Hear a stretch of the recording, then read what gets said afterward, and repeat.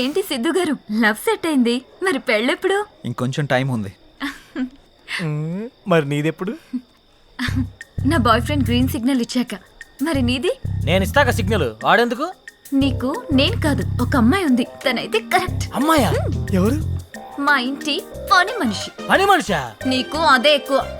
దీనికి అన్ని ఎక్కువేరా. హారికేదరా ఇంకా రాలేదు? హారిక రే, అది కూడా మాటలోనే వచ్చేస్తుందిరా.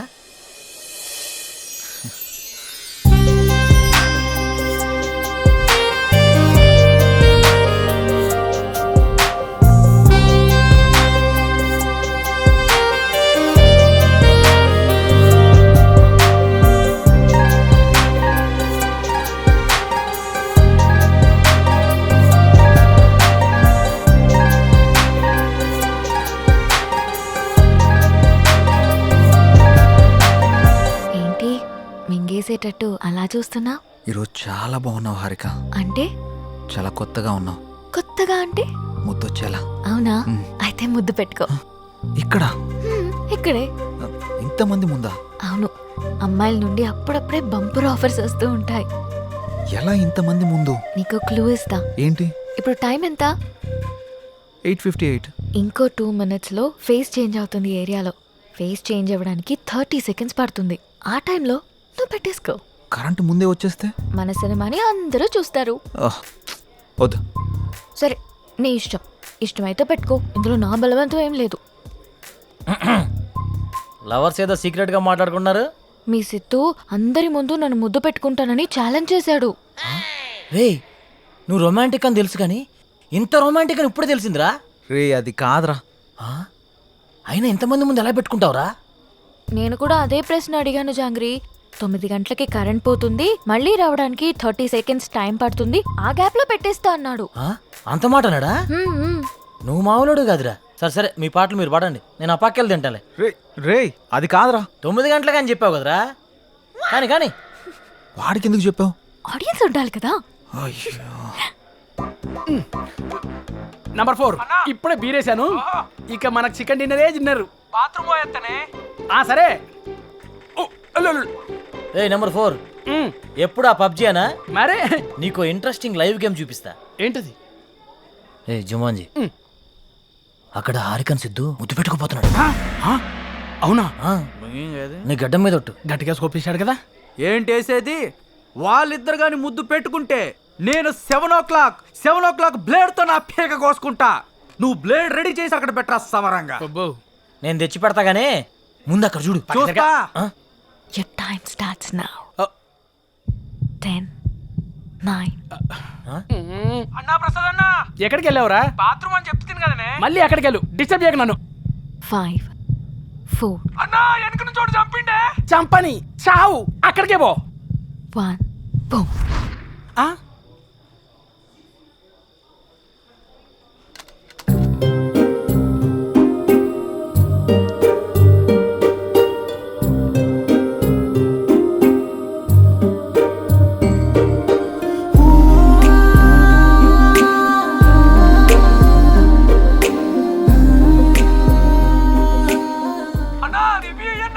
ఇవ్వా వస్తుండే, మళ్ళీ చంపుతాడే. చచ్చిపో, పీడబోతుంది.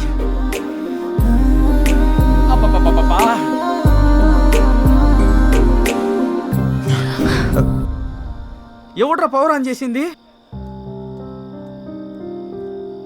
7 o'clock పెట్టాడుగా, బ్లేడ్ తో కోసుకుంటావా? ఏంటి కోసుకునేది? ఆవేశంలో ఉన్నప్పుడు ఎన్నెన్నో అంటుంటాం, కోసుకుంటావా ఏంటి? అది నా పేరు. సారీ, అడబెట్టు. నంబర్ 4 ఇక్కడ మటన్ డిన్నర్ అయిపోయింది, ఫిష్ డిన్నర్ రెడీయా? నంబర్ 4 చచ్చిపోయినా already. Oh my PUBG. I have to start new game. I think ఇక్కడ వాస్తు బాగాలేదనుకుంటా, వేరే దగ్గరికి వెళ్ళి ఆడతాను. నంబర్ 4, నంబర్ 2 ఉన్నావా? Number 2 where are you? I'm coming. రే, నిజంగానే పెట్టేసేవేంట్రా? రే, అమ్మాయే ఆఫర్ ఇచ్చాక పెట్టుకోకుండా ఎలా ఉంటాంరా? నువ్వు మామూలుడు కాదురా, మాయలోడురా.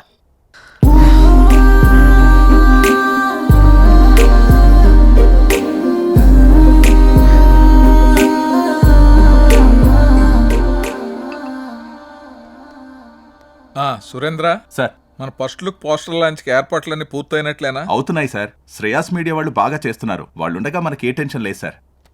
Hi sir. రాసిద్దు కూర్చో. ఏంటి ఎలా ఉన్నావు? బాగున్నాను సార్. సార్ ఇందులో మూవీ ప్రమోషన్కి సంబంధించిన కొటేషన్ ఉంది, మీరు ఫ్రీగా ఉన్నప్పుడు ఒకసారి చదవండి సార్. ఓకే. సిద్ధు, మొన్న నువ్వు ప్లాన్ చేసిన ఇంటర్వ్యూకి చాలా మంచి రెస్పాన్స్ వచ్చింది. చాలా మంది డిస్ట్రిబ్యూటర్స్ ఫోన్ చేసి మేం కొంటాం అని అడుగుతున్నారు. ఓహ్, బట్ నేను అమ్మదలుచుకోలేదు, ఎందుకంటే సినిమా బాగా వచ్చింది కదా, ఫోన్ రిలీజ్ చేద్దాం అనుకుంటున్నాను. ఎలాగైనా మీరే ఈ సినిమాని బాగా ప్రమోట్ చేసి పెట్టాలి. తప్పకుండా సార్, మా నుండి ఎంత చేయాలో అంత ఎఫర్ట్స్ పెడతాం. ఫస్ట్ లుక్ ఎప్పుడు అనుకుంటున్నారు సార్? నెక్స్ట్ వీక్ చేసేద్దాం. మా సురేంద్ర ఫస్ట్ లుక్ పంపిస్తాడు, అది రాగానే ప్రమోషన్ స్టార్ట్ చేద్దాం. ఓకే సార్, ఇంక నేను బయలుదేరుతాను. ఉంటాను sir. Good luck. Thank you. చాలా సంతోషం అండి. Thank you. Hello, thank you sir, thank you. మన అయోధ్య సినిమా వచ్చిందిరా, టికెట్లు బుక్ చేసుకోరా, టైం అయిపోతా ఉంది. వచ్చింది, మ్యాచ్ వచ్చింది. టోటల్ మూవీ బాగుంది. బాగుంది. ఒక్కొక్క సీను అదిరిందంతే. బాగుంది. ఆయన నా ముల్లపల్లి హవానా సినిమా మాత్రం చాలా బాగుంది. అయితే సినిమా చాలా బాగుంది, హిట్ చేయండి. సూపర్ ఉంది, చింపేశాడు. చాలా బాగుంది. నైస్. అబ్బబ్బబ్బబ్బబ్బా, అయోధ్య లాంటి cinema never before ever after. మీకు అర్థమవుతుందా? ఇప్పుడే దిల్ రాజు గారు ఫోన్ చేశారు, చాలా బాగుందంట అన్ని ఏరియాలు. ఆంధ్రానే కదండి, సీడెడ్ నైజా 3 ఏరియాలు సూపర్ అంట. టోటల్ గా ఈ చిత్రం చాలా బాగుంది. అద్భుతాన్ని సంక్రాంతికి రిలీజ్ చేసేటువంటి సినిమాగా రిలీజ్ చెప్పుకోవచ్చు. అదే సినిమా అనుకోండి, చంపేసిన సినిమా బొర్ర మీదకి ఆకర్షణలోకి ఎగిరిపోయారు. ఎంతవరకు చెప్పలేము. నేనే సార్ చెప్పండి సార్. సార్ మీరు చెప్తుంది నిజమేనా? నేను ఇప్పుడే వస్తున్నాను సార్. చాలా గొప్ప విషయం. నా మీద చాలా మంచి అభిప్రాయం ఉందండి. ఇలా జరుగుతుంది. సడన్ గా ఇలాగా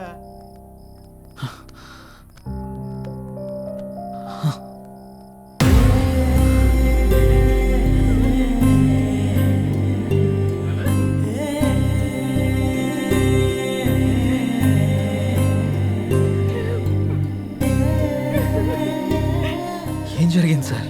సూసైడ్ చేసుకున్నారు సిద్ధు. సూసైడా? ఎందుకు సార్? సినిమా రిలీజ్ అయిన రోజే హెచ్డి ప్రింట్ పైరసీ బయటకు వచ్చేసింది. ఇప్పటి వరకు కనీసం 50 లక్షల మంది డౌన్లోడ్ చేసుకుని ఉంటారు. ప్రింట్ బయటికి రావడంతో థియేటర్కి జనాలు రావడం మొత్తం తగ్గిపోయారు. రిలీజ్ అయిన 2వ రోజే మొత్తం కలెక్షన్స్ అన్ని పడిపోయాయి. పైగా అయోధ్య సినిమా కోసం ఆయన 200 కోట్లు అప్పు చేశారు సిద్ధు.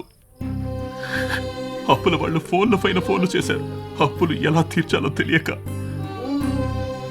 సినిమా పరిస్థితి ఏంటో అర్థం కాక ఆయన సూసైడ్ చేసుకున్నారు.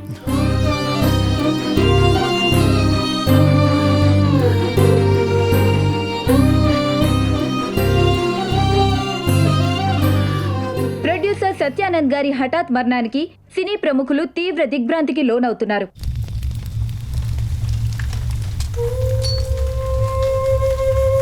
మనం పోయినా మన సినిమా ఎప్పుడు బ్రతికే ఉండాలి.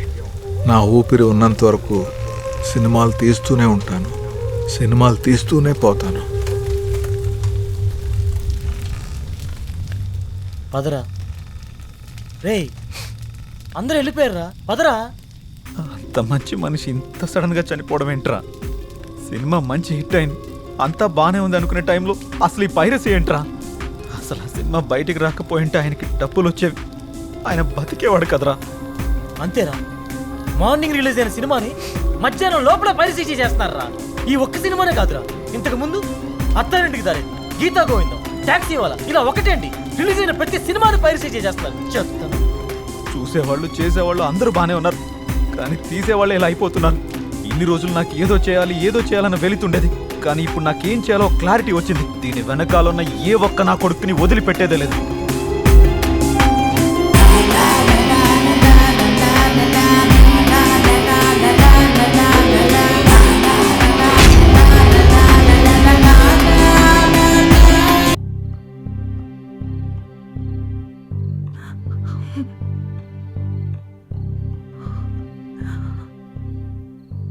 బాధపడకండి మేడం, ఆయన లేకున్నా ఆయన సినిమాలు ఇంకా బతికే ఉన్నాయి.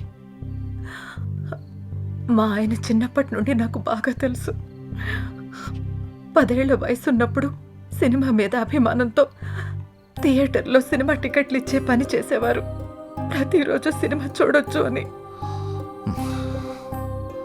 ఆయన తీసిన మొదటి సినిమా ఫ్లాప్ అయ్యాక మనకి సినిమాలు కలిసి రావు అని నేనెంత చెప్పినా వినకుండా ఉన్నదంతా అమ్మేసి రెండో సినిమా తీసి సక్సెస్ అయ్యారు. 350 కోట్లతో సినిమా తీస్తాను అన్నప్పుడు ఎందుకండి రిస్క్ అని అడిగాను. కథ నచ్చింది, ఖచ్చితంగా ఆడొద్దని అప్పు చేసి మరీ తీశారు. రిలీజ్కి ముందు టెన్షన్ పడుతుంటే ఎందుకు తీయడం, ఎందుకు ఇలా టెన్షన్ పడటం అని అడిగాను. సినిమా తీయడం ఒక అదృష్టం, అది అందరికీ రాదు. అందులో ఉన్న ఆనందం చేసేవాడికి మాత్రమే తెలుస్తుంది అని అనేవారు. కానీ చివరికి ఆ సినిమా కోసమే తన ప్రాణాన్ని తీసుకున్నాడు బాబు.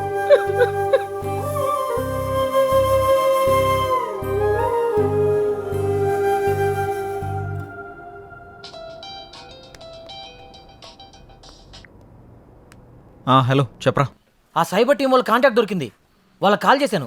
రేపు మార్నింగ్ అపాయింట్మెంట్ ఇచ్చారు. సరే రేపు వెళ్ళి కలుద్దాం. సార్ నా పేరు సిద్ధు, నేను హెచ్ఎంటీవీలో జర్నలిస్ట్ని. వీళ్ళు నా టీం.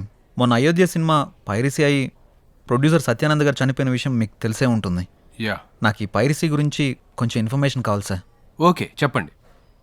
అసలు ఈ పైరసీ ఎలా జరుగుతుంది సార్? ఈ పైరసీ అనేది పెద్ద మాఫియా.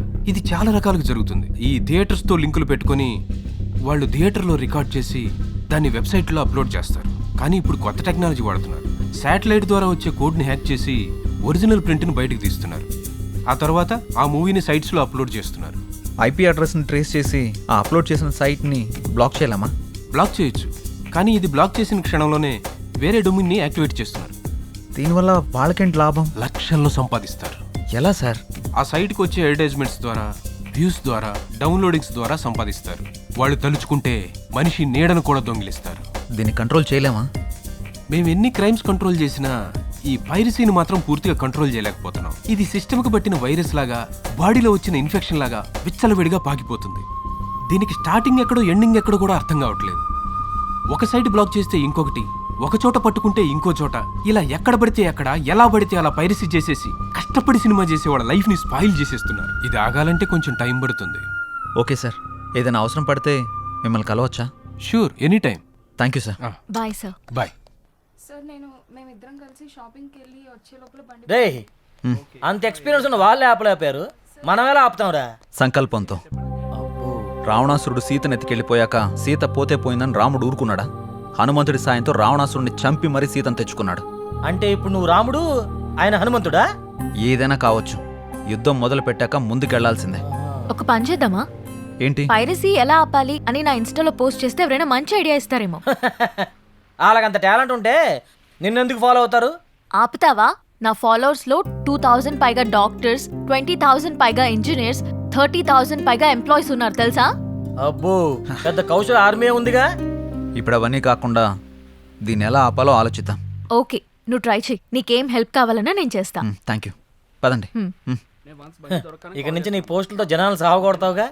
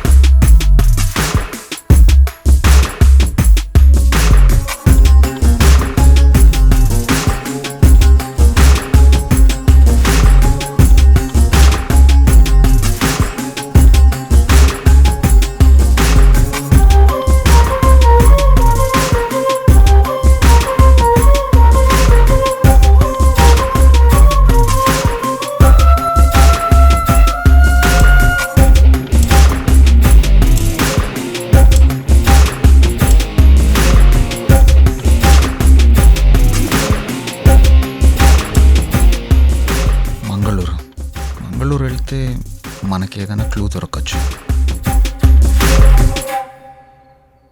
ఎవరో చెప్పుకో. సృజన, తిన్నావారా? ఎవరా సృజన? ఉందిలే. నిన్ను ఎవరు లేరు, నేను ఊరుకునే అన్నాను. ఏంటి రూమ్లో రీసెర్చ్ సెంటర్ పెట్టినట్టున్నా? జస్ట్ ఇన్ఫర్మేషన్ కోసం పెట్టా. అది సరే గాని నీ 4 రోజుల డేట్స్ నాకు కావాలి. మా సిస్టర్కి పెళ్లి సెట్ అయింది. వారం రోజుల్లో పెళ్లి. మన వాళ్ళందరికీ చెప్పాను, అందరూ వస్తున్నారు. నువ్వు కూడా రావాలి. దొరసాని ఆర్డర్ వేశాక దొరగారు రాకుండా ఎలా ఉంటారు? ఇంతకీ మీ ఊరు పేరేంటి? మంగళూరు పక్కన విలేజ్. మంగళూరా? ఏంటి అంత షాక్ అవుతున్నావు? సృజన అక్కడ ఉంటుందా ఏంటి? చిచి, అలాంటిదేం లేదు. ఎప్పుడు బయలుదేరదాం? ఎల్లుండి. సరే వెళ్దాం. ఏంటి లైట్ ఆఫ్ చేసా? నీకు తెలీదా? నువ్వు రోజు రోజుకి రొమాంటిక్ అయిపోతున్నా. ఆ